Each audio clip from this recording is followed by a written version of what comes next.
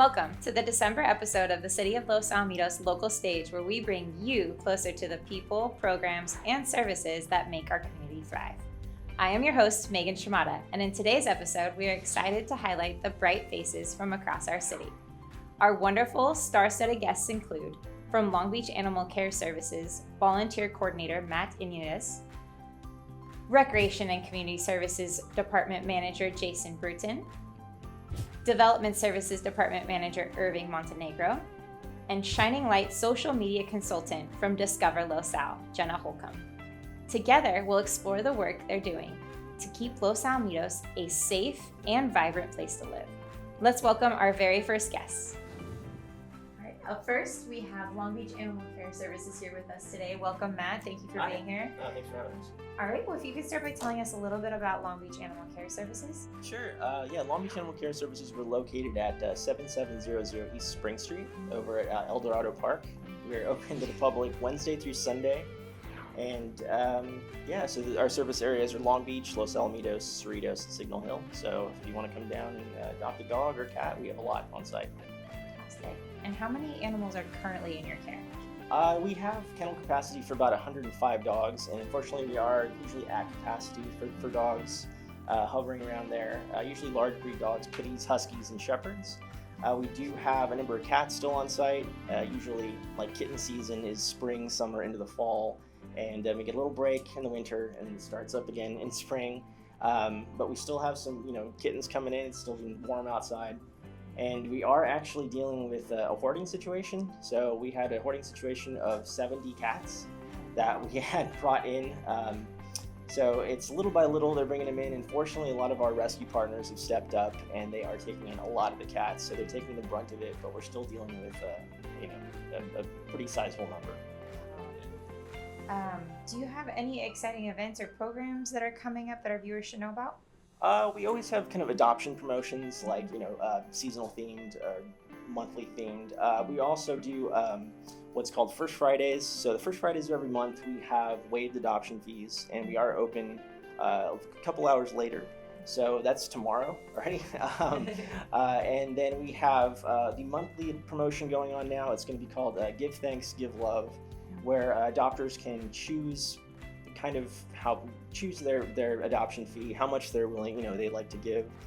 Usually our adoption fees are $101 for dogs, $61 for cats, and that includes spay, neuter, microchip, vaccinations. But through November, we're doing the promotion where they can basically, choose adoption fee. Okay, and we see that you brought a special friend with you today. Can you please share a little bit about who you brought with us? So this is Poseidon. He is awesome, and he's making himself comfortable.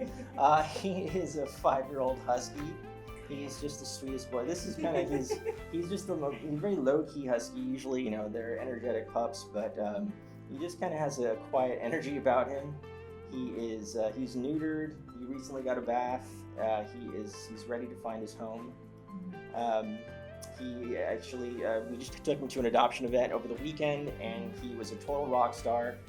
He was calm. He wasn't fazed by the crowds. He just kind of did this, and he's just a really great dog. And how did he end up in your care? So our animal control officers, So our animal control officers actually found him on the street. He came in on September 23rd. He's been with us since then, looking for a home at the shelter. He's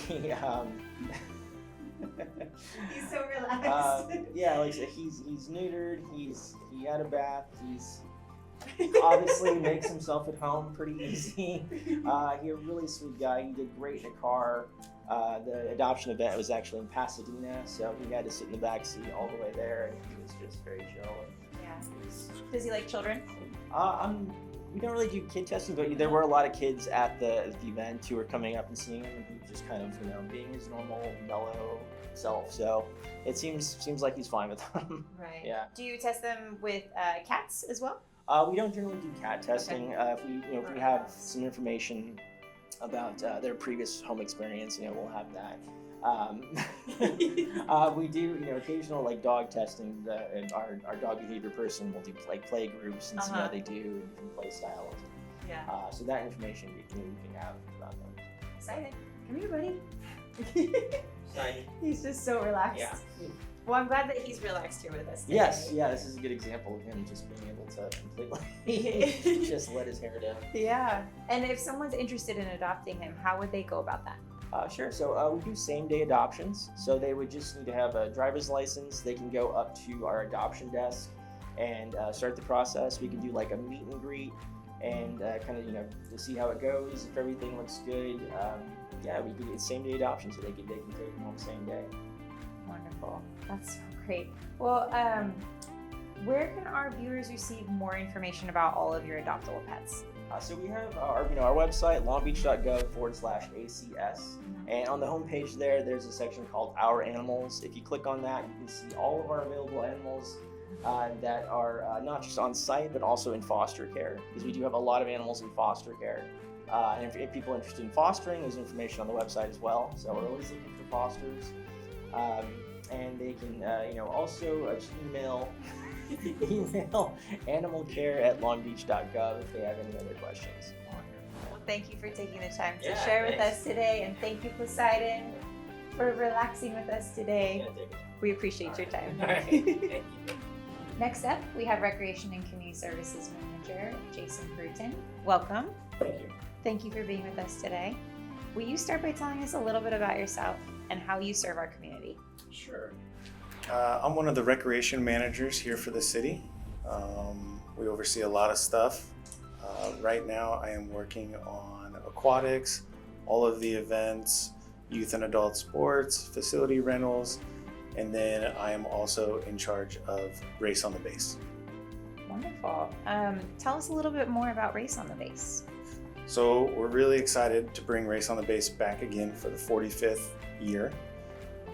This year it's going to be on February 28th, 2026, and we're really excited to have it. So for those of you that don't know what a triathlon is, so participants have to run a 5K, then they have to bike 13 miles, and then they have to swim 200 meters. And so at the end of this, participants will get a medal, and then obviously the pride of being able to finish something like that. And then in addition to the reverse triathlon, we also have a 5K where people can run or they can walk.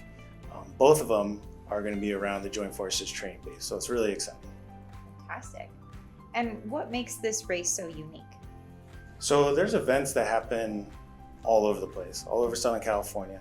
The exciting thing about this one is that it's on an active military base. So you'll come in through the guard shack where they'll check your ID. You come in, you'll park on an active airfield. You'll start right in the middle of the Joint Forces training base. You'll be running past displays, and you're really going to be running and participating where all the heroes train every single day. So this sounds amazing. How can viewers register? So it's pretty easy.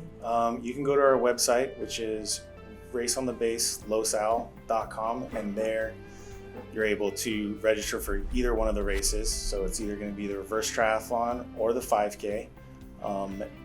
You can also, if you don't think you can complete the whole reverse triathlon, you can also do it as a team. So you can break it up to where one person runs the 5K, one person does the bike ride, and another person swims. So there's really something for everybody. That's fantastic. And if I were a business, how could I get involved? It's a great question. So for Race on the Base, you have a couple different opportunities. Your first opportunity is to become a sponsor, and it ranges anywhere from title sponsor at $10,000 all the way down to a community sponsor for $500. And with that, you'll get emails with your logo on it. We'll be able to do dedicated emails just about your business. Depending on what level you're at, you can have your logo on the start-finish line. You can have your logo on the medal and even on the shirt.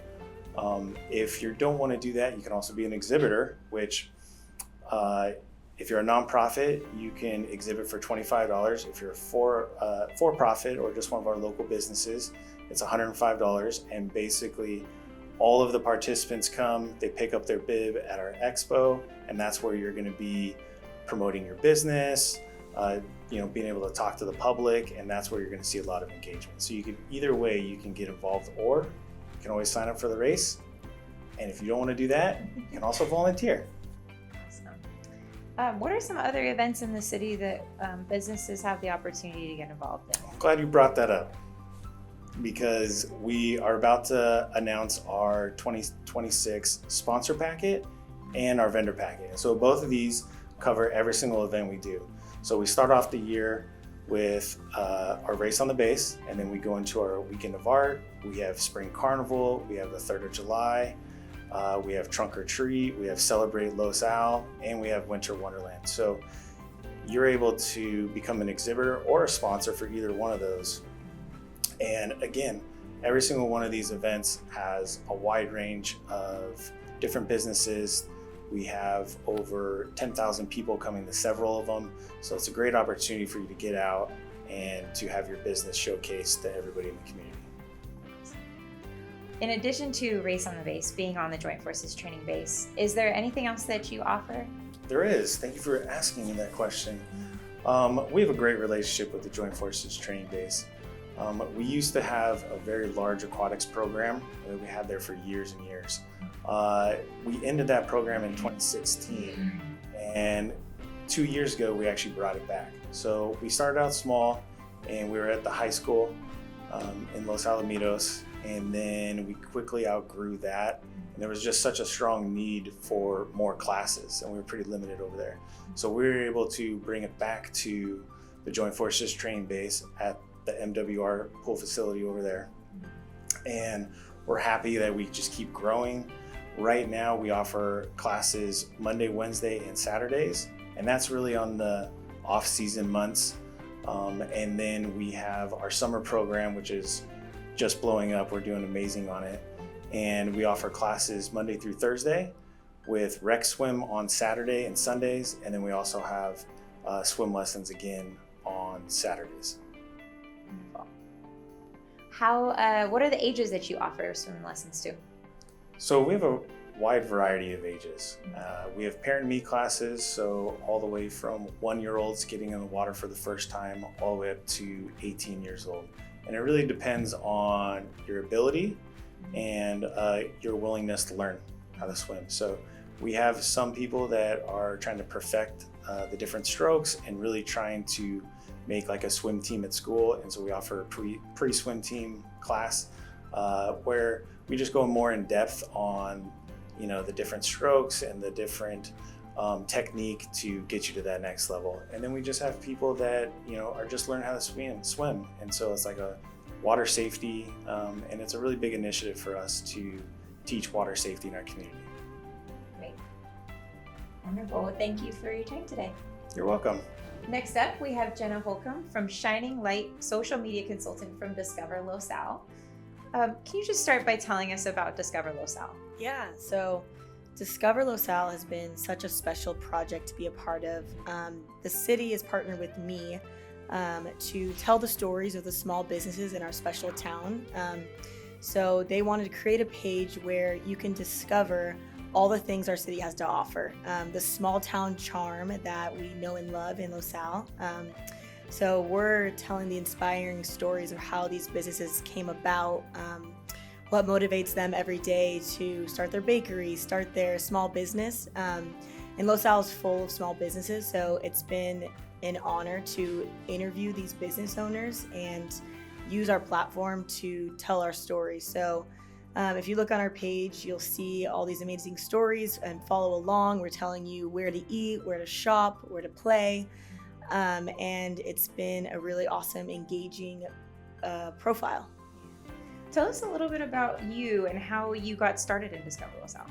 Yeah, so kind of goes back to I was born and raised in Los Al, so I have a very special connection to this project because I went to Los Alamitos High School, was born and raised here, so I grew up going to these small businesses and have a special connection to it. So now to come full circle and be able to interview them and sit down face to face with these business owners that I love has just been even more fulfilling. And so I feel like it was a perfect match of my passion and background of where I came from. I have been working in social media for the past 5 years, went through marketing agencies, my most recent job was with Visit Anaheim. So another city where I got to learn so much about how to storytell these businesses and showcase what a city has to offer and bring tourism in an authentic way. So with that, this was just a perfect alignment and project for me to work on, and it's been really special to be a part of. Please explain the value that you think storytelling through social media has and what it brings to a community like Los Alamitos. So I think personally, people go on social media to connect. So whether we realize it or not, we're looking to be inspired, we're looking to find something new, we're looking to feel seen or belong. And I think the power of storytelling really can connect a community online that I think sometimes social media can be negative or positive. And I think in this instance, we're using it as a positive way to be able to shine light on these stories, inspire someone who maybe has been looking for a local gym, and we can connect them with the local gym in Los Al. So I think everyone is looking to connect, and we can provide a platform and avenue to connect the people in Los Al or people seeking to come to Los Al with these businesses that are offering a service that people need. What has been your most rewarding post or story to date? I think recently a real honor was posting about Norm's Automotive and their family story with the owner recently passing, unfortunately. I got to sit down with the son and really do that story justice and honor him. And it was just really special to see that whole story come to life and to have hundreds of comments of people saying how amazing the owner was and sharing their personal stories. So it became this really cool online community where everyone was feeding off of each other's comments and saying how special this owner was. And so for me, I take great pride in that and being able to tell that story for that family, and it meant a lot to them. So for me recently, I think I'm a very sentimental person, and so that really pulled on my heartstrings and was an honor. Of course, it sounds so powerful. How much of your posts are social trends versus creative choice? Yeah, that's a good question. For me, I try to stay relevant with the trends of what's going on, but how can I make this business stand out? So looking at all the trends and what is everyone talking about? We're going to join the conversation, but then we're going to find a way to stand out. So it's looking at, okay, if everyone's doing this one trend, how can I be different? How can I be unique while still engaging with this trend everyone's looking for? So for me, I think it's not being afraid to be different and unique and trying something new, but then taking note on what people are getting success from. And with social media, there's always something new to learn. So for me, I try and stay humble and learn from everyone along the way. You can never know too much. So I just try and continue to learn from others around me in the industry. And just for me, it's all about how can I benefit my clients, benefit the businesses that I'm showcasing. And so I'm going to do everything I can to get more people in their door. And so for me, it's just keeping up with all of that and researching and doing my part to then bring them more money in their pockets. In your opinion, what makes the perfect post? There's a lot of factors, but I think it starts with what your intention behind the post is. I think people skip that step. And I think you need to sit with yourself and think, what's my goal? What value am I going to provide with this post? Some people just kind of check a box and try and just get a post out because that's what everyone else is doing and rush it. Right. And I really try and sit and think, okay, what value can I bring my viewers? Who can I inspire? What deeper story can I tell? Because I think when you focus on being authentic and real, that's going to sell anything. I always say my favorite thing is people used to do buy this ad, sell this forward. But I think if you believe in the person behind the business, you'll buy whatever they're selling. So focusing on the people and their story and who they are, I think will sell anything. Do you have a small teaser of what Los Alamitos can expect in the coming months? Yeah, we have some very exciting stuff. Small Business Saturday coming up, some exciting things featuring those small businesses, a lot of holiday content. That's always great with Thanksgiving and Christmas. We have some exciting giveaways coming up. So that's always a fun one. And some really exciting things coming in the pipeline that I can't wait to share. Don't want to share too much because it'll give it away, but stay tuned on our Discover Los Al page and the City of Los Al page. We're going to be doing a lot of exciting holiday stuff. Fantastic. And what are the different social media platforms that you can find Discover Los Al on? Right now, just Instagram. Okay. So that's our main avenue to reach people. We've seen that's the best way that every generation is kind of on.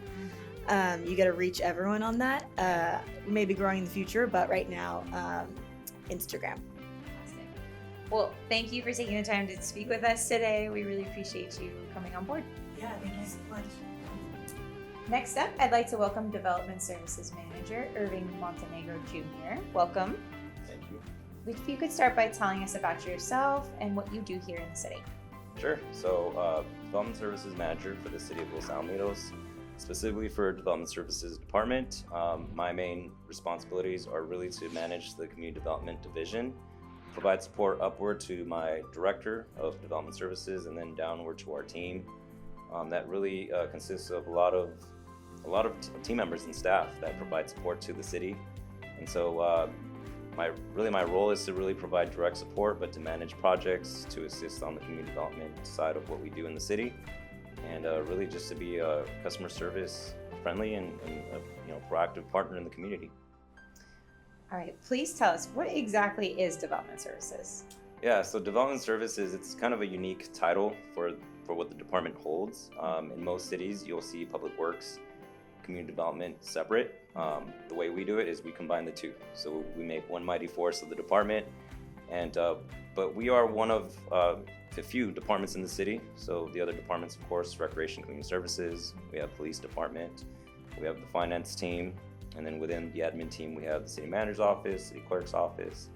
And so really Development Services is just the other pillar in the community that provides direct support in different ways. So I'll break them down into what the divisions entail. So we have building and safety, we have code enforcement, but nowadays it's called neighborhood preservation. We have our engineering team with Public Works, and we have our economic development division as well. And we do in some ways provide supervision of our IT services in the city, but those are primarily our divisions within the department. What value does it bring to residents, business owners, and consumers who travel in and throughout the city? Yeah, so at every corner of the city, we really have firm presence, whether it's our Public Works crew that's maintaining the roads. If it's our economic development division, they're really establishing a really sound and professional and courteous relationship with our business community, both our front stores, our commercial sector, even home-based businesses. So really the vital approach is to really be, service-driven and development services, to be always kind of ahead of the game if we can be, whether it's in direct support, if it's providing long-term planning. We really have the opportunity to really affect positively the lives of our community, our residents, our businesses, even people that travel throughout the city. So if it's maintaining the roads, making sure that they're really sound for the next 25 years. So our code enforcement team, our neighborhood preservation team, they're accessible to the community as well for the quality of life. If there's substandard issues, then they're there to assist. We take a lot of pride. Los Alamitos is commonly known as a small city, with a kind of a rural, small town charm. And so in many ways, that's what we want to preserve through those programs. What would you consider a good day in the world of development services? So a good day is really just being accessible to our residents, our community members, our partners. And I know it sounds cliche, but it's really in striving for what we can do to improve the quality of life. I mean, you hear that across the theme, whether it's in recreation, you hear that, in different aspects of what we do in the city, whether it's police providing safety and well-being, but really it's what it is. We have the opportunity and the commitment to serve our community in ways that help them feel either heard, served. And so we provide as much as we can direct, indirect access through those programs, projects, or services that the city provides, and we take a lot of pride in that. So a good day would be just knowing that we're doing the best we can to improve or preserve, enhance the quality of life of our community. As the holidays are quickly approaching, why is it more than ever vital to shop and support local? Yeah, that should be really an absolutely, honest goal for any community. But in Los Alamitos, we're considered a small city, and so it's even more important for us to be able to remind folks that it's always nice to be able to support locally, shop locally, play locally. Just everything that you can do to remind folks that we have a lot of vibrant businesses in the city. While it's easy and even I can admit convenient to go to the household store names or restaurants that you might consider like, oh, I want to go to this place outside the city. It's always nice to really bring those folks back into the city. And I think we're very fortunate that we have a direct access, not just for our residents, but externally for other communities to bring in business to the city. And so that's by design, why we look to improve our corridors and our streets and access points, and even thinking, big term, big picture of wanting to have multiple methods of travel, because we want to make sure that we are doing what we can to draw attention to our businesses, and hence why we really believe that mantra of shop local. And so during the holidays, what better time than then to really remind folks that small town, you want to support locally and provide that direct connection to the businesses. And so it's a reminder that yes, direct sales comes back to the city.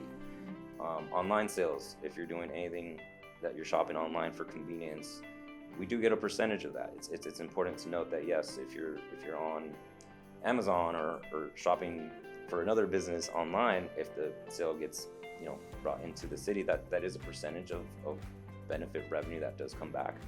But it's much more important to remind folks that we have a lot of nice businesses in the city that are enjoyable, pleasant, that have good services, that are unique in character and what they offer. So it's why we really take a lot of pride in that. We heard that Pine Streets was once again a big hit. What's another exciting program that's coming down the pipe? Yeah, Pine Streets was fun, especially if you're a foodie like me. But the next opportunity really is in collaboration with Recreation, actually. So a lot of what we do, we try to think outside the box, because we are kind of nimble in that way. But it's also one way that we can hopefully promote a different kind of concept. So the next one that we're exercising, at least behind closed doors for now, is Recreation Bucks. And so really what that sounds like, it's very similar to what we offered a couple years ago, post-pandemic LosAl Bucks, which was really geared to incentivizing folks to, again, support locally and bringing their dollars into the city in and out through the direct sales. This is a little unique in that we are still encouraging folks to go to their participating business in the city to spend their money into the city or whatever service or good or food item that they are interested in. If they are a participating business, then a percentage of those sales is then an opportunity to redeem towards recreation classes. And so the win-win there is that it's circulating the money in the city. Yes, we're bringing people through, but we're also encouraging people to participate in programs that are part of the quality of life aspect. In some ways, it's kind of like this perpetual cycle that, more money gets spent in the city is great for services and goods. So then it goes back towards programs like recreation, but it's also an opportunity to get people in the door. And so for every person that travels into the city, it doesn't have to be a resident. It could be someone that hasn't maybe acknowledged or found that there is a good spot in the city that they might enjoy, and then suddenly they're invested by taking classes or doing something that's enrichment or something that's for well-being or leisure. So I think that's the unique concept that we're working towards, and we'll be hopefully launching pretty soon. That sounds super exciting. Yeah. How can businesses, new and current, find more information and services that may help them thrive? So we always want to make sure that we're connecting with our businesses, but at the same time, we want to understand that folks are busy, and so we try to provide multiple platforms for communication. Of course, it's always nice to encourage people to come into our doors. We're nice. We're going to answer the doorbell. We're going to answer the phone, but we're also very present online. We have our website that's pretty active with a lot of information, a lot of resources, It may not necessarily be just in-house in the city. It could be externally through the county. It could be through other organizations that provide, opportunities for either employment, training, even maybe ideas on how to better market themselves. But we also have a firm presence on our social media platforms, whether it's directly through the city or through partnerships. But we do offer, at least initially when businesses come into the city, a welcome kit, if you will, informing them of what city services and what requirements. But even beyond that, for maybe someone that hasn't even established themselves, we try to make sure that we have information that's accessible. We see that there's a lot of construction activity throughout the city right now. What are some of the current projects that are going on? Yeah, I know traffic mornings is maybe not the most exciting part of the day, but it's all with good intention, and really one of the biggest ones that we have, and it's not necessarily orchestrated by the city. It's actually OCTA and Caltrans is putting on the project along Katella, leading up to the freeway to the 605, and that's really for long-term planning to have expansion of the street itself, to include a direct pathway for bike travel that connects from the city to the western point towards Long Beach. It's also improving the way that you go in and out of the 605 freeway on the on-ramp and off-ramp points. So that's going to be about at this point, it's maybe 14-month journey. I don't want to hold it to that, but timelines can change. But it's been in the works for quite some time, and it's really to improve the path of travel, to make multiple modes of transportation more accessible, and it's really to just now extend the life of that area. And you've seen pockets of that at different points, maybe in other areas, either of the city or around the city. But it's definitely gone smoothly to the extent that it can, but it's a lot. It's a long-term project. Another one that's right around the corner, or no pun intended, but hitting the road pretty soon, is a residential improvement project, and that's going to be Oak Street. And just like we have been doing in years past with our capital improvement program, that the city takes a lot of initiative on, is maintaining the streets. And these are particularly residential streets. It's grind and overlay. It's adjusting to the ever-changing codes for ADA and making improvements on that respect. And so the next one, as I mentioned, is Oak Street. But that one comes with a lot of conscious effort of timeline, because it's near schools and near residential. So obviously that's something that we have to be very conscious of how we plan. But the aftermath and the long-term aspect of that is rewarding, because now it's preserving the road for residents that travel through there. And then lastly, I would say Seroptimus Park. That's the next exciting feather on the cap of all the park projects that have been going on. As folks may know, we've improved Stearns Park, Labradette, and Seroptimus is the next one down the road. That's pretty much on its kind of final timeline. And so it's exciting because it's making accommodations for inclusivity for play. It's modernizing the equipment, it's freshening the landscape, but in a community that really enjoys outdoor spaces, trees, and kids get to just play, like that's really the benefit, is making sure that for the next legacy of families, that they have something that they can be proud of when they look at a piece of equipment or display of art, or just even accessibility, because again, it's all about inclusivity, making sure that people have the opportunity to walk or access their neighborhood park and take a lot of pride in that. So that would be the final one that I would say is exciting to share. Public Works is hard at work as well. How does the crew keep up with all the internal and external requests? Yeah, Public Works puts the work in their title. They're busy.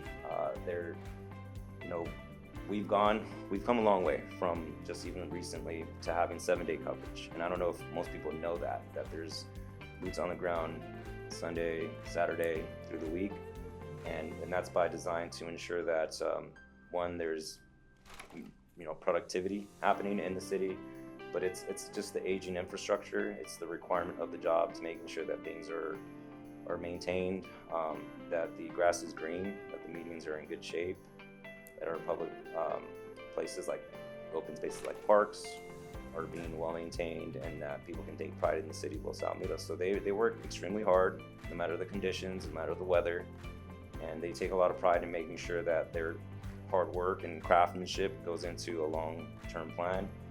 They're very organized. So to answer the question, they stay very much on top of what's coming up next, and then being nimble and flexible enough to report to issues that happen either overnight or on the spot. But a lot of it is maintenance, it's long-term planning. It's kind of just checking the boxes on what needs to be done.